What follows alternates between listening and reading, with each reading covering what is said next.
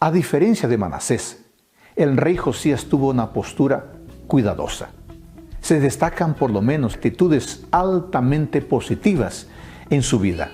Vivió rectamente delante de Dios. Copió los buenos modelos y dejó los malos ejemplos. Administró correctamente el templo. Supo trabajar en equipo. Reconoció que por sobre su autoridad como rey estaba la autoridad del rey, que es Dios. Buscó la orientación divina. Fue sensible a la palabra de Dios. Les propongo transitar el tiempo que vivió este gran rey de Judá. Para muchos autores, el último verdadero rey de la dinastía davídica. Veamos cómo analiza la Biblia el reinado de Josías. Segundo libro de Crónicas, capítulo 34. De 8 años era Josías cuando comenzó a reinar, y 31 años reinó en Jerusalén. Este hizo lo recto ante los ojos de Jehová, y anduvo en los caminos de David su padre, sin apartarse a la derecha ni a la izquierda. A los 8 años de su reinado, siendo aún muchacho, comenzó a buscar al Dios de David su padre, y a los 12 años comenzó a limpiar a Judá y a Jerusalén de los lugares altos, imágenes de Asera, esculturas e imágenes fundidas. Segundo libro de Reyes, capítulo 22. Cuando Josías comenzó a reinar, era de 8 años, y reinó en Jerusalén 31 años. El nombre de su madre fue Jedida, hija de Adaía, de Boscat. E hizo lo recto ante los ojos de Jehová, y anduvo en todo el camino de David su padre, sin apartarse a derecha ni a izquierda. Josías tuvo como consejero durante su juventud al sumo sacerdote Hilcías.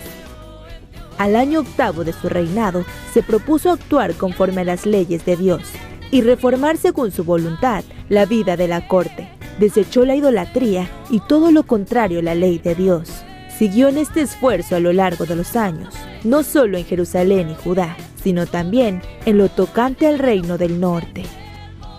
A los 12 años, comenzó una purificación religiosa y sociopolítica, derribando los lugares altos y las imágenes fundidas a otros dioses, no solo en Jerusalén, sino en las ciudades circundantes como la de Manasés, Efraín, Simeón y hasta de Neftalí y en todo su alrededor.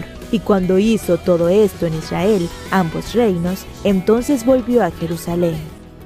En el año 18º de su reinado, tomó medidas para restaurar y embellecer el templo. En el curso de las obras, el sumo sacerdote Hilcías encontró en el santuario el libro de la ley y lo entregó a Safán, el escriba, que lo leyó ante el rey. Josías quedó profundamente tocado por la profecía que anunciaba las terribles consecuencias de abandonar a Jehová. Rasgó sus vestiduras y se humilló ante Dios, que en su misericordia le dio la certidumbre de que el juicio inminente no caería durante su vida. Josías unió las 12 tribus de Israel, al ser el único rey en atreverse a pasar el reino del norte y derribar los altares a otros dioses, y de esa manera Israel volverse a Dios. Por ello, su reforma también fue sociopolítica. Segundo libro de Crónicas, capítulo 35.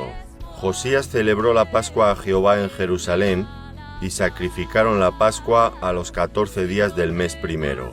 Puso también a los sacerdotes en sus oficios, y los confirmó en el ministerio de la casa de Jehová. Segundo libro de Crónicas, capítulo 35. Y sacrificaron la Pascua, y esparcían los sacerdotes la sangre recibida de mano de los levitas, y los levitas desollaban las víctimas. Tomaron luego del holocausto, para dar conforme a los repartimientos de las familias del pueblo, a fin de que ofreciesen a Jehová, según está escrito en el libro de Moisés, y asimismo tomaron de los bueyes. Y asaron la Pascua al fuego, conforme a la ordenanza, mas lo que había sido santificado, lo cocieron en ollas, en calderos y sartenes, y lo repartieron rápidamente a todo el pueblo. Durante su reinado profetizaron 5 profetas, los cuales están nombrados en los libros sagrados: Jeremías, Nahum, Sofonías y la profetisa Hulda.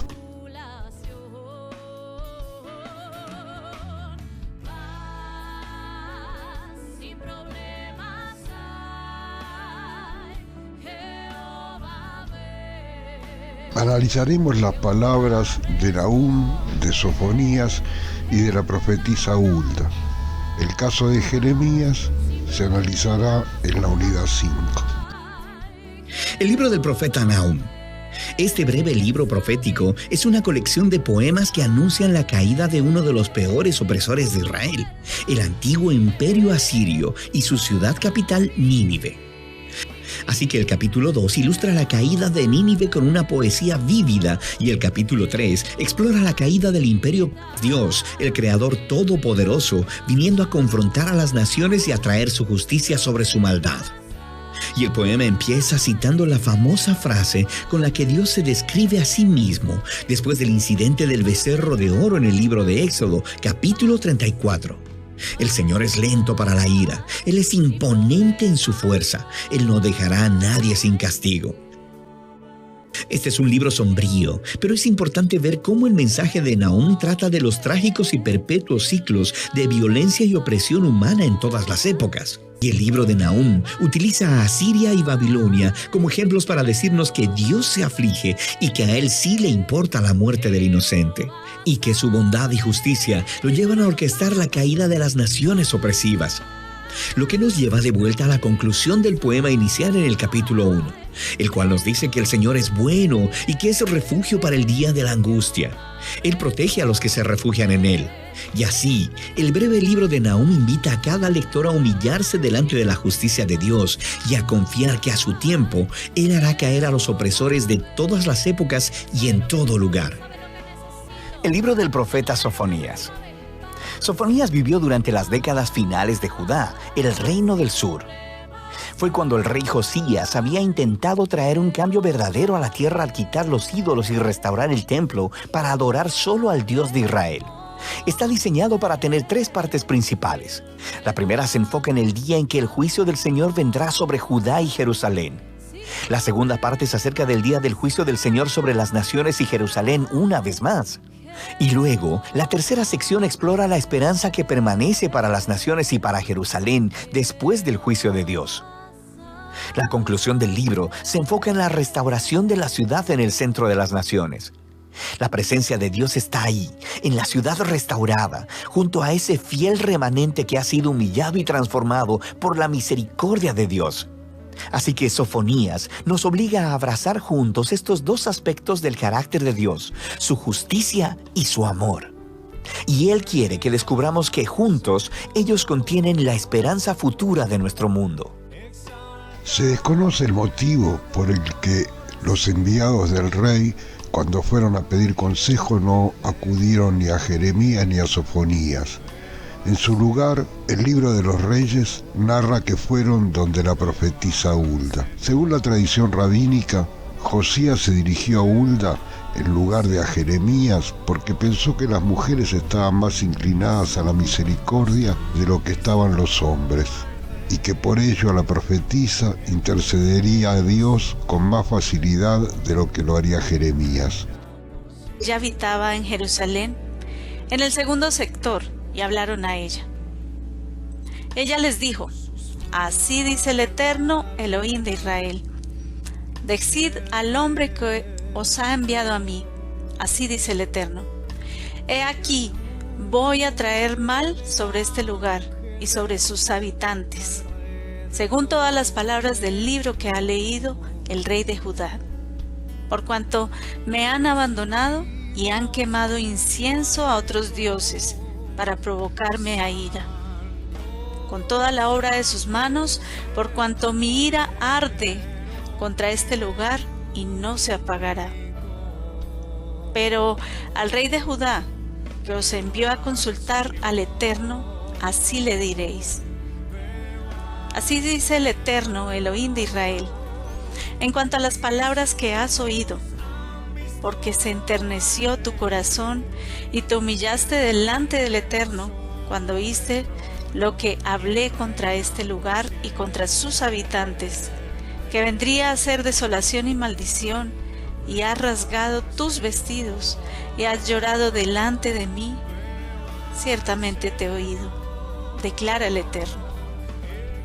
Por tanto, he aquí te reuniré con tus padres y serás recogido en tu sepultura en paz, y tus ojos no verán todo el mal que yo voy a traer sobre este lugar. El tiempo en que Josías se propuso la realización de esta reforma no solo se explica atendiendo a las circunstancias de la política interior, sino que tiene sus raíces muy principalmente en las realidades de la política internacional y en la situación cultural de la época. Conviene hablar primeramente de los grandes movimientos que se producen en el mundo internacional de entonces. Luego de la muerte del rey babilonio Candalanu y del rey asirio Asurbanipal en el año 627 antes de nuestra era, el imperio asirio vivía sus últimos días de existencia. Un rebelde de aparente origen caldeo llamado Nabopolassar se subleva ante Asiria y luego de haber conquistado las ciudades de Uruk y Nippur forma una alianza con el rey Ciásares de Media, con la finalidad de acabar con el control asirio en Mesopotamia.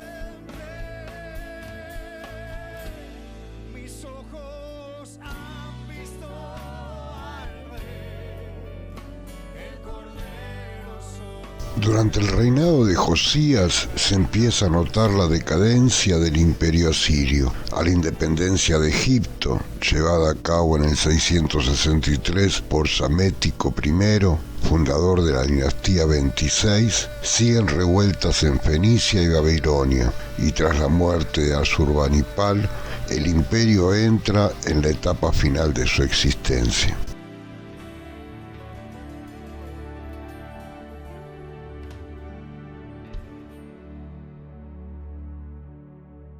Aprovechando las disputas por el trono entre Ashur-etil-lani y su hermano Sinsariscún, el caldeo Nabopolassar, en alianza con el rey de los Medos, Clasares, conquista Asur en el 614 y la capital Nínive en el 612, donde muere el rey Sinsariscún, hijo de Asurbanipal. En el año 612 a.C., el babilonio Nabopolassar, con ayuda del medo Ciaxares, pondrá fin al imperio neoasirio gracias a la caída de Nínive y la toma de Harrán 2 años después.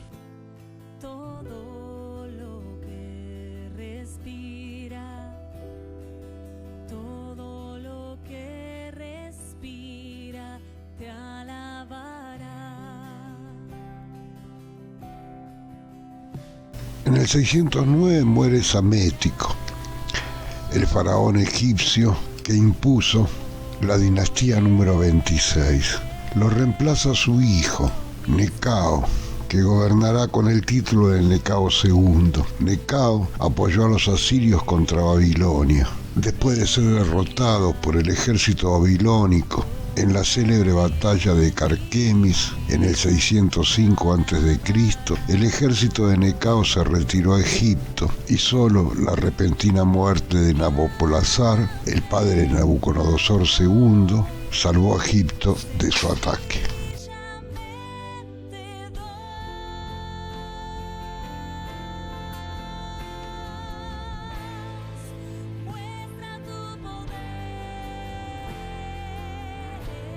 Al año siguiente de su reinado, Necao II, en el 609 a.C., hace una expedición contra Babilonia para apoyar lo que quedaba del imperio asirio, cuyo rey se había refugiado en Aram tras la destrucción de Nínive, con la finalidad de controlar además toda la franja de Palestina. Josías se opuso. El motivo no está claro, pero es evidente que entendía que la reforma emprendida no solo en Judá, sino en todo el territorio del antiguo Israel, se veía en peligro con las intenciones de Egipto. El rey Josías, fiel a sus ideas, salió a cortar el paso al faraón Necao II en el enclave estratégico de Megiddo, haciéndole frente a un poderoso ejército muy superior a las fuerzas que disponía. En esa batalla fue alcanzado por flechas egipcias y perdió la vida.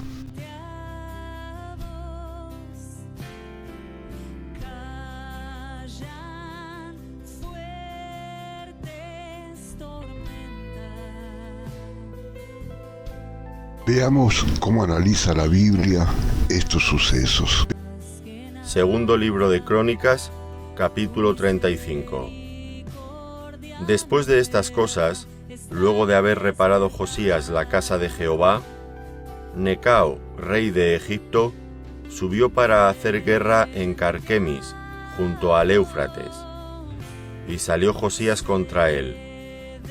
Y Necao le envió mensajeros diciendo: ¿Qué tengo yo contigo, rey de Judá? Yo no he venido contra ti hoy, sino contra la casa que me hace guerra, y Dios me ha dicho que me apresure. Deja de oponerte a Dios, quien está conmigo, no sea que Él te destruya. Mas Josías no se retiró, sino que se disfrazó para darle batalla, y no atendió a las palabras de Necao, que eran de boca de Dios, y vino a darle batalla en el campo de Meguido. Y los flecheros tiraron contra el rey Josías. Entonces dijo el rey a sus siervos: «Quitadme de aquí, porque estoy gravemente herido». Entonces sus siervos lo sacaron de aquel carro, y lo pusieron en un segundo carro que tenía, y lo llevaron a Jerusalén, donde murió, y lo sepultaron en los sepulcros de sus padres. Y todo Judá y Jerusalén hicieron duelo por Josías.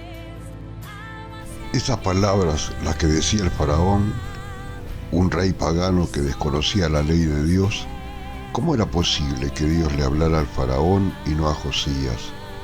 Posiblemente por eso, Josías continuó su ataque y fue fácilmente derrotado. Resultó herido y posteriormente murió.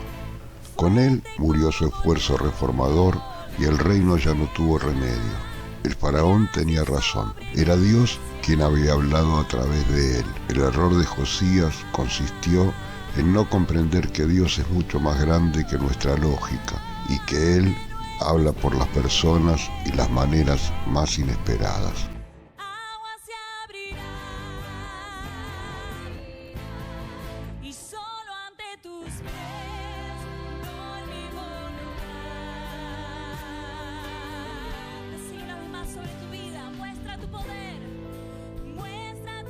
El proyecto de reforma de Josías, a pesar de que a priori pareciera acabarse con él, sin embargo, proporcionó a su pueblo un sentimiento nacional alrededor de una fe centralizada en el templo de Jerusalén. De alguna manera eso permitió que, a pesar de los sucesos posteriores y la debacle del reino del sur, el sentimiento en torno al verdadero Dios pudiera perdurar durante el exilio en Babilonia.